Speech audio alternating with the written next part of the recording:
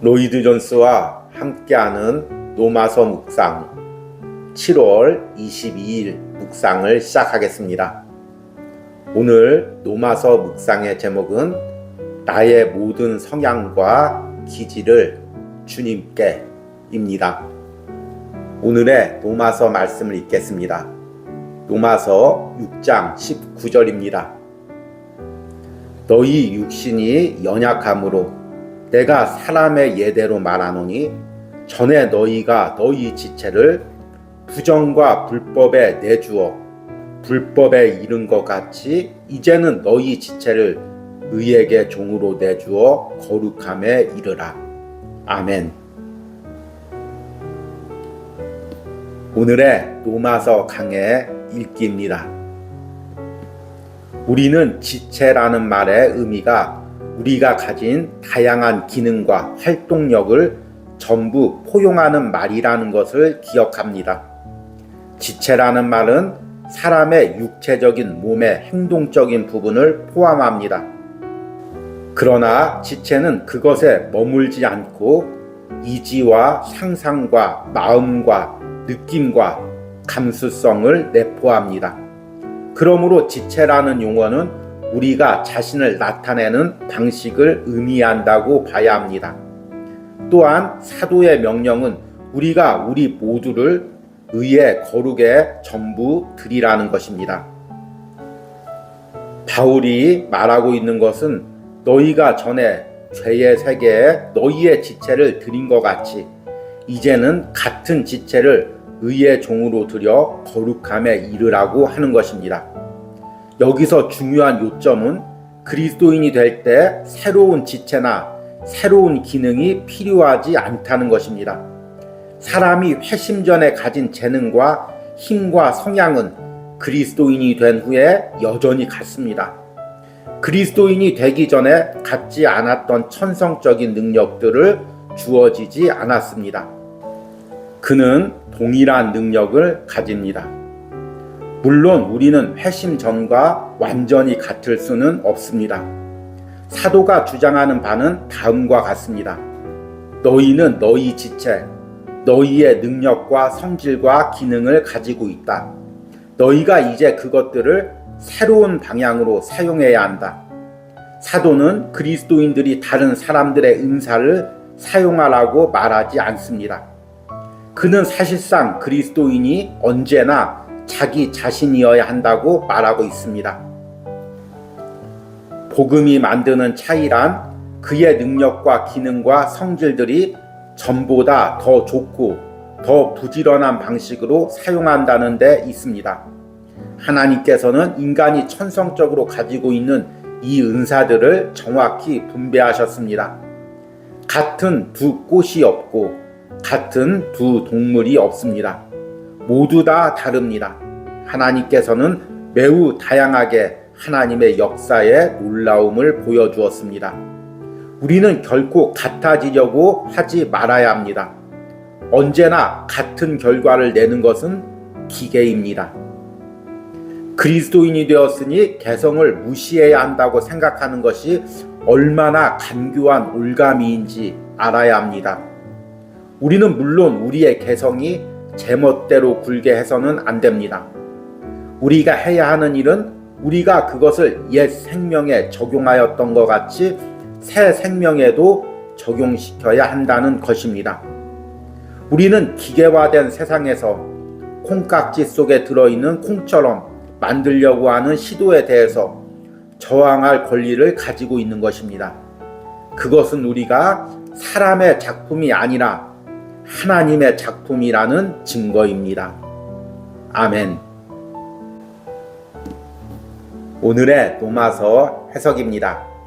오늘부터 또 새로운 한 주간이 시작되었습니다. 어느덧 7월 노마서 묵상도 이제 얼마 남지 않았습니다. 특별히 이번 주부터 다음 주까지 여름 휴가 기간이 이어집니다.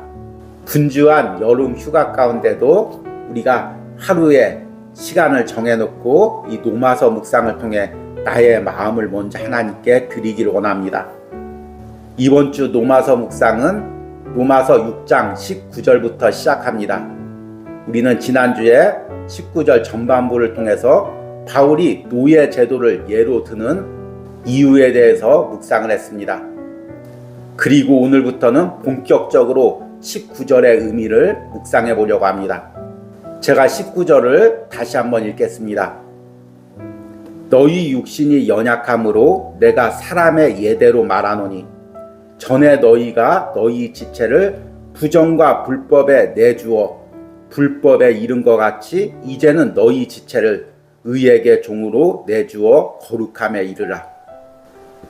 바울은 앞에서 계속 노예제도를 통해서 우리가 예전에는 죄의 종이었다. 그러나 이제 지금은 의의 종이다. 성령님의 종이다. 그리스도의 노예다. 이렇게 말하고 있습니다. 그리고 19절에서는 예전에 죄의 종에게 나의 지체를 드린 것처럼 이제는 의의 종으로서 성령님께 하나님께 예수 그리스도께 나의 지체를 드려라. 이렇게 말하고 있습니다. 결국에 19절 해석하는 핵심적인 단어는 지체라는 단어입니다. 여기서 지체라는 것은 여러 번 언급했듯이 우리의 육체적 성향을 의미합니다. 특히 19절에서 이야기하는 지체는 우리 개인들이 가지고 있는 개성, 내 성품, 내 기질 등을 의미합니다. 이 개성이라는 것은 그 사람을 그 사람으로 특정짓는 요소입니다. 우리가 누군가를 떠올릴 때 저 사람은 저런 사람이야 라고 이야기할 때 그 사람의 개성을 통해서 그 사람을 특정짓습니다. 그 개성 안에는 그 사람의 성향, 또 그 사람의 성품, 그 사람의 감수성 여러 가지가 내포되고 있습니다. 문제는 기독교 안에서 이 인간의 개성을 죄악된 요소로 여기는 경우가 많이 있다는 것입니다. 그래서 예수님 믿으면 예수님의 성품과 같이 한 가지 성품으로만 모아져야 된다고 생각을 합니다. 특히 교회나 공동체에서는 지도자의 성향을 가장 이상적인 성향으로 보고 온 공동체가 그 지도자의 성향에 담기를 요구합니다. 그리고 그와 다른 성향을 가진 사람은 변화되지 못한 사람, 세상적인 성품을 가진 사람으로 치부하는 경우가 많이 있습니다. 그러나 우리가 성경을 통해 분명히 알아야 될 것은 하나님은 우리를 다양한 모습으로 창조했다는 것입니다. 외모만 다른 것이 아니라 그 안의 성품도 다 다릅니다. 그리고 하나님은 그 영혼을 구원해서 하나님의 자녀 삼으시고 주의 일을 하면서도 그가 가진 개인적인 성향, 성품들을 사용하신다는 것입니다. 그 대표적인 예가 지금 우리가 묵상하고 있는 로마서를 쓴 바울입니다. 바울은 어떤 사람이었습니까? 매우 열정적인 사람이었죠. 이것이 진리다 생각하면 앞뒤 가리지 않고 그것에 모든 것을 바치는 사람이었습니다. 바울은 그전에는 그 자신의 성향을 죄에 이끌려서 율법에 사로잡혀서 예수 그리스도와 그리스도를 믿는 사람들을 핍박하는 데 사용했습니다. 그런데 성령으로 거듭난 후에 이 바울의 성향은 하나님의 일을 하는데 복음 전도하는데 모든 것을 바치는 열정적으로 하나님께서 사용한 것입니다. 바울의 성품은 그대로이지만 그 성품이 변화돼서 하나님의 일을 하는 좋은 성품으로 사용된 것입니다. 여기서 하나님께서 개인의 성품과 기질을 사용하는 두 가지 원리가 나옵니다. 하나는 타고난 성품도 하나님께서 인정해 주신다는 것입니다. 그 타고난 개성을 인정해 주신다는 것입니다. 그리고 구원한 후에도 그 성품으로 사용하십니다. 그러나 그냥 사용한 것이 아니라 그 성품을 거듭나게 해서 그 성품의 악한 요소들 제거하고 선한 요소로 사용한다는 것입니다. 오늘 19절의 말씀이 바로 그런 의미입니다. 예전에는 너의 지체, 다른 말로 하면 너의 성향, 너의 성품, 너의 기질을 죄에게 드렸지만 이제는 너의 성품과 기질을 하나님께 드려라. 하나님을 위해서 사용해라. 이런 의미입니다. 결국에 하나님께서는 우리의 다양한 요소들을, 다양한 성품들을 조화롭게 사용하고 있습니다. 가장 아름다운 신앙적 공동체 또 교회의 모습은 무엇입니까? 이 다양한 성품들이 복음이라는 테두리 안에서 성령으로 변화되어서 하나의 조화를 이루어가며 서로를 섬기는 모습입니다. 하나의 일관적인 성향만을 강조하고 그것과 다른 사람들 배척하고 정죄하는 것이 아니라 그 사람이 가진 개성을 인정해 주면서도 그 개성을 신앙 안에서 변화되어서 사용할 수 있도록 교육하고 성장시키는 것이 공동체의 성장의 원리입니다. 이것은 절대로 자신의 옛 성품 그대로를 아무렇게나 사용하라는 그런 의미가 아닙니다. 제가 교회 안에서 주의 일을 하다 보면 거친 성품을 가진 사람들이 거친 말과 거친 행동을 하면서 자주 쓰는 말이 있습니다. 하나님은 타고난 대로 사용하셔. 이런 말을 하는 것을 보게 되었습니다. 그러나 이 말이 성경 안에서는 틀린 말입니다. 하나님은 물론 타고난 대로 사용하십니다. 그러나 그 성품을 변화시켜서 사용하십니다. 레위기나 신명기에 보면은 성막에 사용하는 물건들은 성막으로 가진 후에 피로 씻김을 받아서 거룩하게 해서 사용합니다. 우리의 성품들도 마찬가지죠. 예전에는 세상적 기질이 있었지만 이 기질을 이제 예수 그리스도의 보혈로 씻겨서 거룩한 기질이 되어서 거룩한 성품으로 사용하십니다. 이 부분에 대해서 오늘 로마서 강해에서는 이렇게 이야기합니다. 복음이 만드는 차이란 그의 능력과 기능과 성질들이 전보다 더 좋고 더 부지런한 방식으로 사용한다는 데 있습니다. 하나님께서는 인간이 천성적으로 가지고 있는 이 은사들을 정확히 분배하셨습니다. 같은 두 꽃이 없고 같은 두 동물이 없습니다. 모두 다 다릅니다. 하나님께서는 매우 다양하게 하나님의 역사의 놀라움을 보여주었습니다. 우리는 결코 같아지려고 하지 말아야 합니다. 언제나 같은 결과를 내는 것은 기계입니다. 그리스도인이 되었으니 개성을 무시해야 한다고 생각하는 것이 얼마나 간교한 올가미인지 알아야 합니다. 우리는 물론 우리의 개성이 제멋대로 굴게 해서는 안 됩니다. 우리가 해야 하는 일은 우리가 그것을 옛 생명에 적용하였던 것 같이 새 생명에도 적용시켜야 한다는 것입니다. 우리는 기계화된 세상에서 콩깍지 속에 들어있는 콩처럼 만들려고 하는 시도에 대해서 저항할 권리를 가지고 있는 것입니다. 그것은 우리가 사람의 작품이 아니라 하나님의 작품이라는 증거입니다. 이 설교를 노이드 존스 목사님이 1950년대에 했습니다. 이제 70년 전 설교죠. 그런데 이 설교가 지금 이 시대에 너무나 맞게 적용이 됩니다. 제가 지금 읽었던 부분들의 핵심적인 부분만 다시 읽겠습니다. 우리는 결코 같아지려고 하지 말아야 합니다. 언제나 같은 결과를 내는 것은 기계입니다. 우리는 기계화된 세상에서 콩깍지 속에 들어있는 콩처럼 만들려고 하는 시도에 대해서 저항할 권리를 가지고 있는 것입니다. 그것은 우리가 사람의 작품이 아니라 하나님의 작품이라는 증거입니다. 사람은 계속 똑같은 것을 만들어내려고 합니다.